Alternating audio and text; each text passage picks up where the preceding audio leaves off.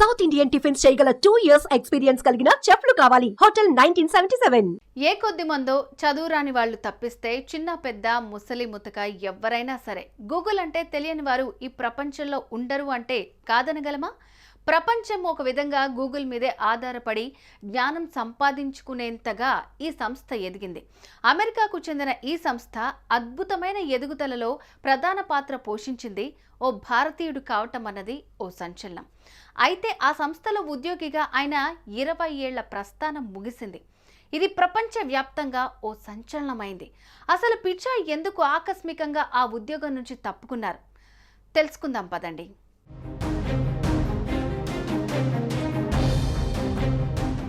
సుందర్ పిచాయ్గా మనందరికీ తెలిసిన ఈ మహాజ్ఞాని పేరు పిచాయ్ సుందర్ రాజన్. తమిళనాడులోని మదురైలో పుట్టారు.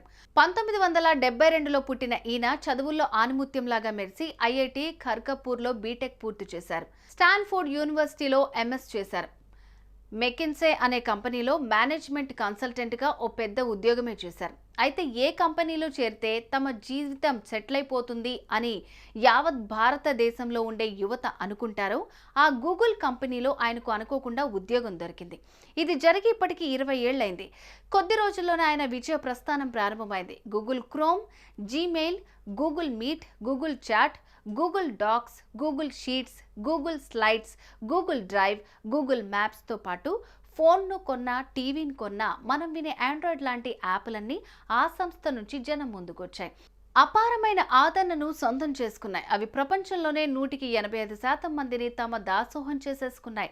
ఈ సూపర్ సక్సెస్లే ఆయనను ఉద్యోగంలో చేరిన 11 ఏళ్లకు అంటే 2015లో CEO సీట్లో కూర్చోబెట్టాయి. అప్పటిదాకా $74 బిలియన్ ఆదాయం కొన్నేళ్లలో దాదాపు 4 అంటే $305 బిలియన్ చేరుకుంది.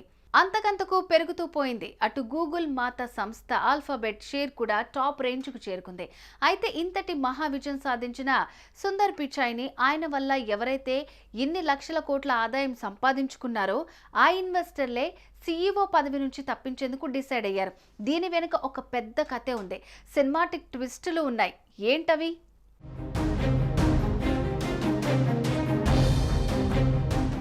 1998 సెప్టెంబర్ 4న ఇప్పుడు మనందరికీ తెలిసిన గూగుల్ ఏర్పాటైంది. అమెరికాకు చెందిన కంప్యూటర్ సైంటిస్టులు లారీ పేజ్, సెర్గెయ్ బ్రిన్లు దీన్ని ఏర్పాటు చేశారు. ఇప్పుడు మనం ఉపయోగించే ఎన్నో గూగుల్ మ్యాప్స్ కావచ్చు, గూగుల్ షీట్స్ కావచ్చు, ఆండ్రాయిడ్ యాప్స్ కావచ్చు, ఇలా గూగుల్ అందించే అన్ని సేవల్ని వీరే ప్రవేశపెట్టారు. ఈ పరిస్థితుల్లో వీళ్ళిద్దరి ప్రాబల్యం ఎక్కువ కాకుండా చూసేందుకు వీళ్ళిద్దరిని కట్టడి చేస్తాడని భావించిన ఎరిక్ షీమెడ్ అనే ఓ వ్యక్తిని ఆ కంపెనీకి CEOగా నియమించారు. అప్పటికి గూగుల్ సెర్చ్ ఇంజిన్ లేదు.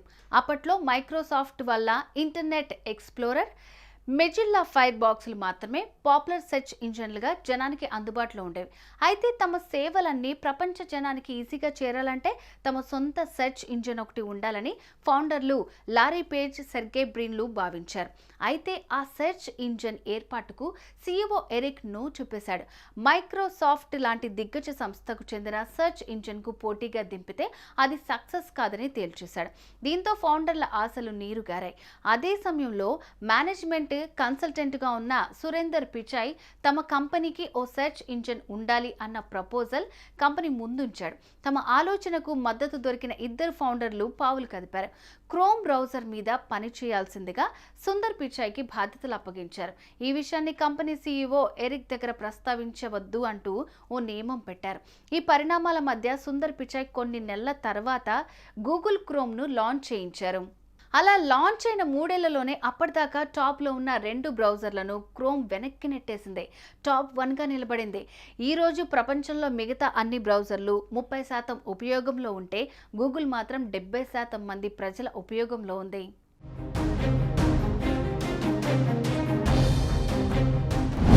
ఇలాంటి సక్సెస్ఫుల్ ప్రాజెక్టులు ఏర్పాటుకు నో చెప్పిన ఎరిక్ మీద ఇన్వెస్టర్లలో అసంతృప్తి మొదలైంది. కొద్ది రోజుల తర్వాత ఎరిక్ గూగుల్ CEO పదవికి రాజీనామా చేయాల్సి వచ్చింది. ఆ తర్వాత లారీ పేజ్ CEO అయ్యారు. అతని ఆలోచనలు చాలా వ్యయంతో కూడుకున్నవిగా ఉండడంతో దాంతోపాటు అతనికి వోకల్ కార్డ్ పెరాలసిస్ రావడంతో ఆయన స్థానంలో సెర్గే బ్రిన్ సీఈఓగా వచ్చాడు. అయితే అతని కంపెనీలో పనిచేసే ఓ మార్కెటింగ్ మేనేజర్తో అక్రమ సంబంధం పెట్టుకోవడంతో పాటు అతని పనితీరు కూడా అంత సంతృప్తిగా లేకపోవడంతో ఇన్వెస్టర్లు ఆయన్ని కూడా సీఈఓ పదవి నుంచి తప్పించారు. ఆ సమయంలోనే తన తెలివితేటలతో గూగుల్ బ్రౌజర్ లాంటి ఎన్నో రకాలైన సేవలను సృష్టించిన సుందర్ పిచాయ్ వారి ఇన్వెస్టర్ల కళ్ళ ముందు నిలిచాడు. 2015లో ఆయన గూగుల్ సీఈఓగా నియామకమయ్యారు.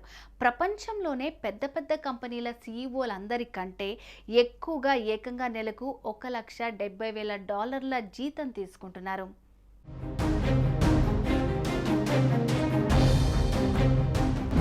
సీఈఓగా బాధ్యతలు చేపట్టిన తర్వాత ఈయన పనితీరుతో సంస్థలో ఉండే ఎన్నో సమస్యలకు పరిష్కారం దొరికింది. రెవెన్యూ 4 పెరిగింది. కొంతకాలం తర్వాత గూగుల్ మాతృ సంస్థ ఆల్ఫాబెట్ కంపెనీకి కూడా ఆయన సీఈఓ బాధ్యతలు స్వీకరించారు. అంతవరకు ఓకే గానీ ఈయన సీఈఓ అయిన తర్వాత గూగుల్ పిక్సెల్ అనే సెల్ ఫోన్ను మాత్రమే రిలీజ్ చేయగలిగింది. అది కూడా గ్లోబల్ మార్కెట్లో అతి తక్కువ షేర్తో సరిపెట్టుకోవాల్సి వచ్చింది. అటు ఈయన హయాంలో జనం ముందుకొచ్చిన artificial intelligence tool chat GPT Microsoft వారి ఓపెన్ ఏఐతో ఎదురు నిలవలేకపోయింది. ఆ తర్వాత లాంచ్ అయిన గూగుల్ బార్డ్ కూడా ఫెయిల్ అయిపోయింది. ఓ వినియోగదారుడు అడిగిన ప్రశ్నకు గూగుల్ బార్డ్ తప్పుడు సమాధానం చెప్పడం గూగుల్ షేర్ వాల్యూ పడిపోవటానికి కారణమైంది.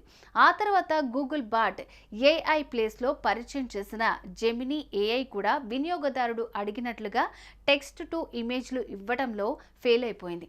దీంతో జెమినీ ఏఐ కూడా కష్టాల్లో పడిపోయింది.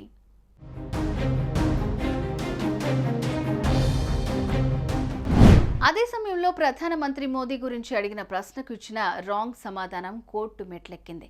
దాంతో గూగుల్ జెమినీ ఇచ్చే ఆన్సర్లన్నీ 100% కరెక్ట్ కాదని ఒప్పుకుంది.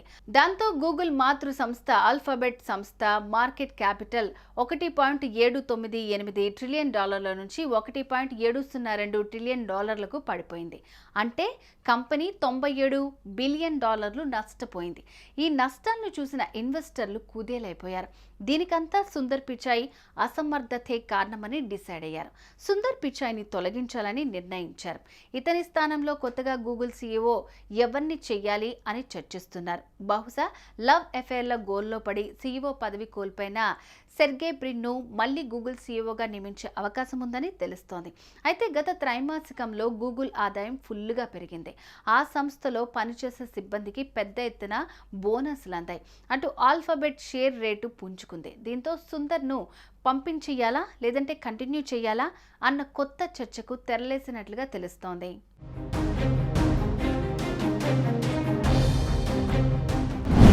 ఏది ఏమైనా ఓ మామూలు ఉద్యోగంలో చేరి తన ఐడియాలతో కష్టంతో గూగుల్ ప్రతిష్టను విశ్వవ్యాప్తం చేసిన వ్యక్తిగా సుందర్ పిచాయ్ సాధించిన విజయాలు అనన్యం, అద్భుతం.